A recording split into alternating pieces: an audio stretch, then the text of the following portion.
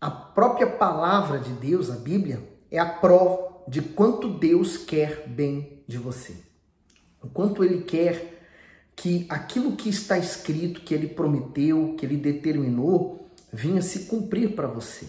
Uma das frases que o Senhor Jesus deixou mais marcado, e ela me toca, é que Ele diz que o ladrão veio para roubar, matar e destruir.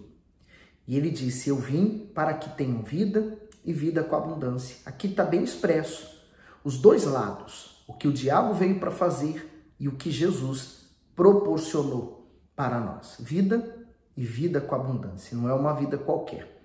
Hoje, segundo Samuel 23, vamos dar continuidade ao que nós estamos lendo a respeito do que está acontecendo com Davi e também a transição, logo mais, do reino de Davi para Salomão. Vamos pedir a direção? Meu Deus, o Senhor veio dar vida e vida com abundância. A tua palavra é espírito e vida. Então, é dela que nós tiramos vida para permanecer firmes até o fim. Meu Deus, sustenta-nos para que possamos permanecer firmes, aguentarmos firmes até a tua volta. Por isso, abençoa essa pessoa que está acompanhando comigo esta mensagem, essa meditação na tua palavra e que ela venha a ser despertada na sua fé. Graças a Deus. Segundo Samuel 23 diz, e estas são as últimas palavras de Davi. Diz Davi, filho de Jessé, e diz o homem que foi levantado em altura, ungido do Deus de Jacó e o suave em salmos de Israel. O Espírito do Senhor falou por mim, em sua palavra e a sua palavra está na minha boca. O comentário diz, o Espírito do Senhor falou por mim. Davi havia aprendido a maior de todas as lições. O ser humano só pode vencer e prevalecer por meio da ajuda do Espírito Santo. Este foi o Espírito que veio sobre ele no dia em que Samuel o consagrou a rei de Israel. Davi havia cometido muitos erros, mas sofreu e aprendeu com todos eles. Foi lapidado pelo Altíssimo, que viu nele um coração submisso e arrependido. Deus está buscando homens e mulheres com esse caráter para estabelecer o seu reino junto aos humildes e sinceros. Para glorificarmos o Senhor neste mundo, precisamos do seu Espírito. Com ele, temos poder para libertar os oprimidos e condições para permanecermos fiéis até o fim. Isaías 61:1. O Espírito do Senhor Deus está sobre mim, porque o Senhor me ungiu para pregar boas novas aos mansos e enviou-me a restaurar os contritos de coração, a proclamar liberdade aos cativos e a abertura de prisão aos presos. Essa é a evidente vontade de Deus para os seus servos e que eles venham transmitir isso aos próximos, Por isso que nós nos multiplicamos. Quando temos o Espírito Santo, queremos nos multiplicar. No 3, disse o Deus de Israel, a rocha de Israel a quem me falou. Haverá um justo que domine sobre os homens, que domine no temor de Deus. E será como a luz da manhã, quando sai o sol, da manhã sem nuvens, quando pelo seu resplendor e pela chuva a erva brota da terra. Ainda que a minha casa não seja tal para com Deus, contudo estabeleceu comigo uma aliança eterna, que em tudo será bem ordenado e guardado, pois toda a minha salvação e todo o meu prazer está nele, apesar de que ainda não o faz brotar. Porém os filhos de Belial, todos serão como os espinhos que se lançam fora, porque não podem ser tocados com a mão, mas qualquer que os tocar se armará de ferro e de haste de uma lança, e o fogo serão totalmente queimados no mesmo lugar. Estes são os nomes dos poderosos que Davi teve.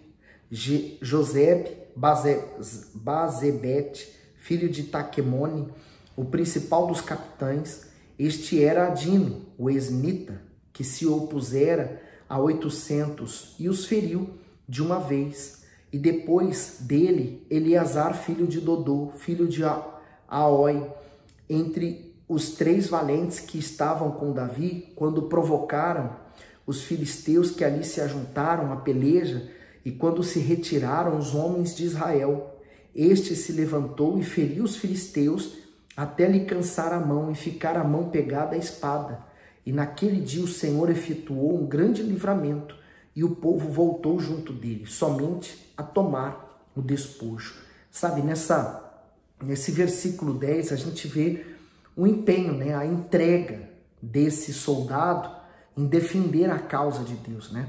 Ao ponto dele, na guerra, a espada ficar grudada na mão. Porque imagine quanta força ele fez, que ele empenhou para poder defender a causa de Cristo. Quem será hoje, por exemplo, que tem essa disposição de sofrer, de lutar e prevalecer pela causa de Cristo, né? No 11. E depois dele, Sama, filho de Age, o Ararita, quando os filisteus se ajuntaram numa multidão, onde havia um pedaço de terra cheio de lentilhas, e o povo fugira de diante dos filisteus. Este, pois, se pôs no meio daquele pedaço de terra, e o defendeu, e feriu os filisteus, e o Senhor efetuou um grande livramento. Também 3 dos 30 chefes desceram, e no tempo da cega foram a Davi, a caverna de Adulão, e a multidão dos filisteus acampara no vale de Refaim. Davi estava então no lugar forte, e a guarnição dos filisteus em Belém. E teve Davi desejo e disse: quem me dera beber da água da cisterna de Belém, que está junto à porta.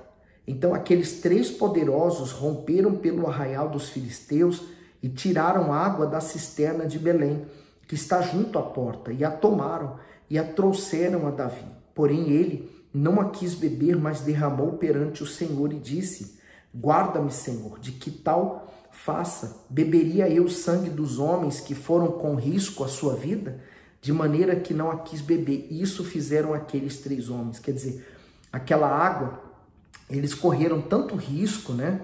Porque eles foram buscar daquela água que Davi considerou uma oferta preciosa para Deus. Derramou aquela água no chão em respeito a Deus e à vida deles. Hoje, nós vemos tanta gente desistindo da obra de Deus, né? Virando as costas, abandonando. Mas olha o espírito desses homens que estavam lutando ao lado de Davi, né? Eu creio que hoje falta pessoas que tenham esse espírito dentro delas, que mantenham essa chama acesa, né? E que mantenham-se firmes nesse propósito até o fim, porque não é fácil, lutas vão existir. Certa vez uma pessoa me perguntou assim: eu vou me entregar ao Senhor Jesus, mas eu vou ter lutas? Isso é a coisa mais certa que vai ter, mas qual é a diferença, né? Porque lutas todo ser humano na face da terra tem. As lutas com Deus, quando nós temos o Espírito Santo, nós somos fortes o suficiente para resistir e permanecer firmes até o fim. 18. Também Abissai, irmão de Joabe, filho de Zeruia, era chefe de 3, e este alçou a sua lança contra 300 e os feriu, e tinha nome entre os 3. Quer dizer, eu estou vendo aqui uma lista, né, daqueles que ficaram registrados para a memória do que eles fizeram, né, das atitudes, quer dizer, não ficou esquecido. E o próprio Deus fez questão de mencioná-los, homens de honra. Porventura, no 19, este não era o mais nobre dentre esses 3, pois era o primeiro deles, porém aos primeiros 3 não chegou. Também Benaia, filho de Joiada, filho de um homem valoroso de Cabzel, grande em obras, este feriu 2 fortes heróis de Moabe, e desceu ele e feriu um leão no meio de uma cova, no tempo da neve. Também este feriu um egípcio, homem de respeito, e na mão do egípcio havia uma lança, porém ele desceu a ele com o cajado, e arrancou a lança da mão do egípcio e o matou com a própria lança dele. Estas coisas fez Benaia, filho de Joiada, pelo que teve nome entre 3 poderosos. Dentre os 30, ele era o mais nobre, porém aos 3 primeiros não chegou, e Davi o pôs sobre os seus guardas. Azael, irmão de Joabe, estava entre os 30.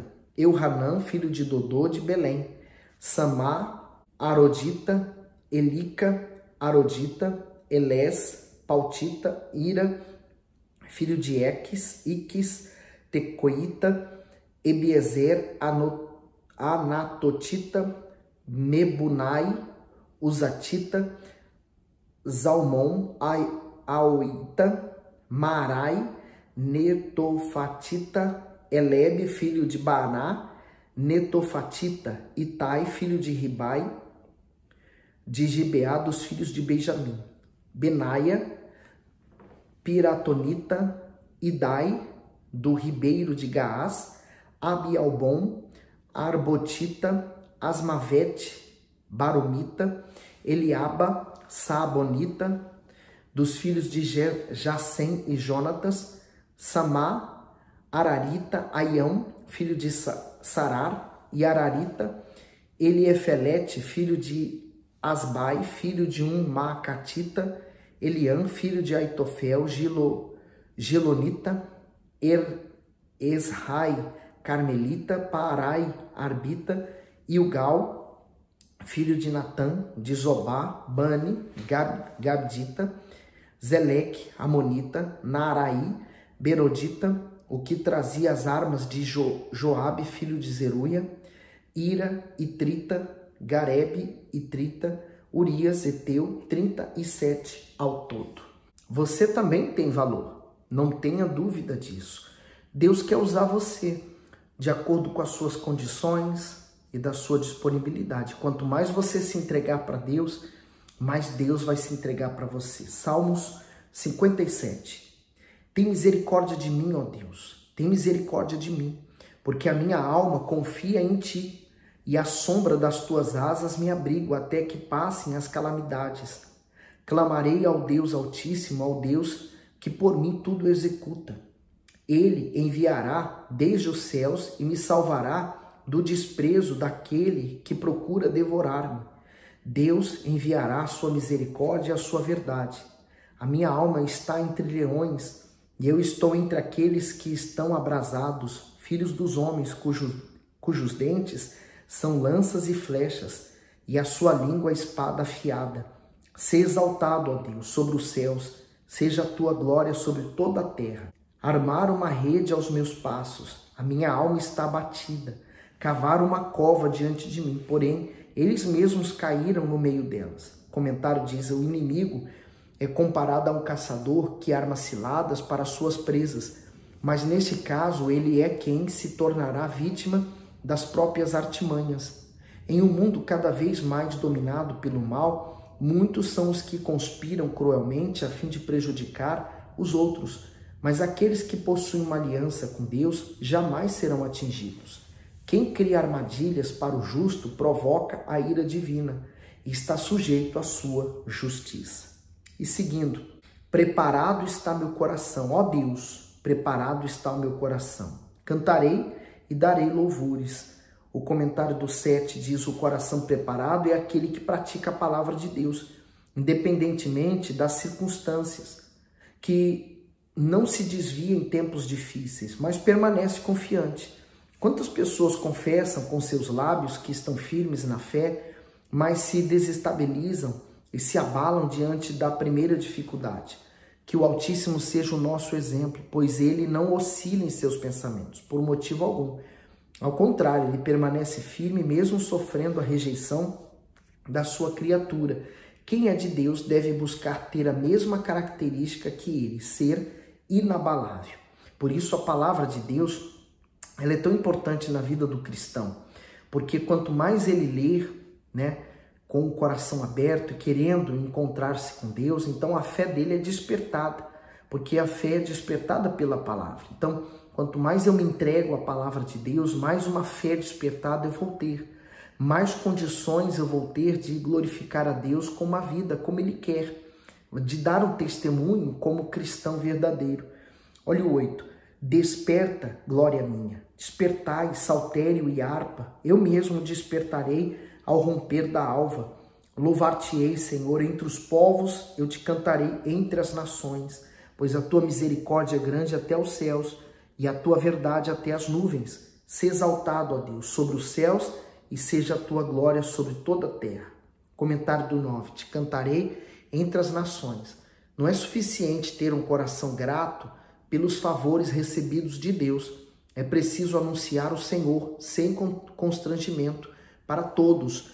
Muitos guardam a sua alegria somente para si e perdem a oportunidade de glorificar a Deus dando um testemunho público de sua fé. Agora o Salmos 95, Davi, ele começa dessa forma: vinde, cantemos ao Senhor, jubilemos a rocha da nossa salvação. Apresentemo-nos ante a sua face com louvores e celebremo-lo com salmos. O comentário diz: louvamos ao Altíssimo pelos seus grandes feitos, mas a principal razão da nossa adoração está no que ele é: Criador, soberano, grande Rei, sustentador da vida, Redentor, pastor da nossa alma, rocha da nossa salvação, e em tantos outros títulos que podemos atribuir ao Senhor. Daí não ter cabimento nós desconfiarmos que Deus não vai nos abençoar. Aliás, a vitória é algo que já existe na esfera espiritual, no campo espiritual. Nós vivemos no campo físico, é esse campo que nós vemos, trabalhamos, andamos, vivemos, comunicamos, mas existe o campo, a esfera espiritual. E é ali que a nossa vitória já existe, em Jesus Cristo. Por isso, por exemplo, quando Davi derrotou o gigante já estava vencido na esfera espiritual. Depois se materializou na esfera física, caindo e ele sendo derrubado através de uma única pedra. Quer dizer, problemas impossíveis primeiro são resolvidos na esfera espiritual. Daí você já ter a resposta. A salvação, ela já foi proporcionada, ela já existe através de Jesus. Quando eu tomo posse dessa salvação através de Jesus e de uma vida reta, então eu passo a ter paz com Deus. E quem tem paz com Deus é feliz. Olha o 3. Porque o Senhor é Deus grande e Rei grande sobre todos os deuses. Nas suas mãos estão as profundezas da terra e as alturas dos montes são suas. Seu é o mar e ele o fez e as suas mãos formaram a terra seca. Ó, vinde, adoremos e prostemo-nos, ajoelhemos diante do Senhor que nos criou. O comentário diz: prostrar-se. A verdadeira adoração consiste em duas ações: ir até o Altíssimo e se curvar perante ele. Vemos com isso que a adoração vai além do culto prestado com os lábios, como cânticos, agradecimentos e orações. Aliás, esse entendimento errado tem sido a causa de tropeço para muitas pessoas. Elas não compreendem que a vida espiritual não consiste em uma busca simples, feita com palavras, mas em um comportamento obediente, humilde e reverente à vontade de Deus. O verdadeiro adorador mostra sua submissão quando o seu modo de viver segue as Escrituras Sagradas. A obediência gera o mais perfeito louvor ao Todo-Poderoso. Nós estamos vivendo hoje numa sociedade que muitas pessoas ignoram o fato de se prostrar perante Deus. Fala assim: vamos prostrar por quê? Qual a razão? Porque Ele é Deus e porque eu preciso e dependo dEle acima de tudo. No 7, porque Ele é o nosso Deus e nós, povo do seu pasto e ovelha da sua mão. Se hoje ouvirdes a sua voz, quer dizer, uma condição, Se eu me faço como ovelha, Ele se torna o meu pastor. No 8, não endureçais os vossos corações, assim como na provação e como no dia da tentação no deserto, quando vossos pais me tentaram, me provaram e viram a minha boca, minha obra. 40 anos estive desgostado com esta geração e disse: é um povo que erra de coração e não tem conhecido os meus caminhos, a quem jurei na minha ira que não entrarão no meu repouso. O comentário diz: não entrarão no meu repouso. O povo causou tanto desgosto no Altíssimo que ele se irou. Os filhos de Israel foram escolhidos para habitar em Canaã, terra do descanso, mas morreram no deserto. Eles tiveram um trágico fim porque eles consideraram os preceitos sagrados. Isso serve de alerta para as pessoas que insistem em fazer más escolhas, mesmo sendo orientadas a fazer o que é correto. Se persistirem no erro, haverá um dia em que as suas ações não poderão ser revertidas e assim colherão o amargo fruto de suas decisões por toda a eternidade. Um povo que Deus se desagradou. De fato, foi um povo, para você entender bem, eles viram muitos milagres. Eles viram a abertura do Mar Vermelho, eles viram Faraó e todo o exército dele sendo tragado pelas águas. Eles viram as 10 pragas que livrou eles daquela terra. Eles viram o cumprimento que Deus havia prometido tirá-los daquela escravidão. 430 anos eles se mantiveram escravos e seriam escravos se nada houvesse ou se nada tivesse acontecido até então. Então, eles viram o maná descendo dos céus, a cordonizes, quando eles reclamaram que não tinha carne. Eles viram, em outras palavras, o poder de Deus extraordinário, mas permaneceram sendo incrédulos, como ele falou no coração. Quer dizer, eles erravam no coração. Coração é fonte de engano, de sentimento. Quantas vezes eles reclamaram com Deus, dizendo que queriam voltar para o Egito, porque no Egito eles tinham cebola e tinha alho. Né? Eles estavam livres e eles não foram gratos por serem livres, queriam voltar à escravidão. Então, assim há muitas pessoas que, apesar de ter sido muito abençoadas, ainda assim não entregaram-se de corpo, alma e espírito para o Senhor Jesus. Continuam querendo bênçãos e reclamando que sua vida não está boa. Cuidado, esse problema de reclamar, murmurar é igual um vírus, ele contagia. Vamos manter firme, focado no Senhor Jesus até o fim. Ele pagou um alto preço, morrendo na cruz, derramando o sangue dele para nos salvar. Vamos olhar para ele, porque a salvação vem através do Senhor Jesus, tá bom? Que Deus continue abençoando você sempre, dê o seu gosto e coloca nos comentários o que Deus tem falado com você, tá bom? Deus abençoe.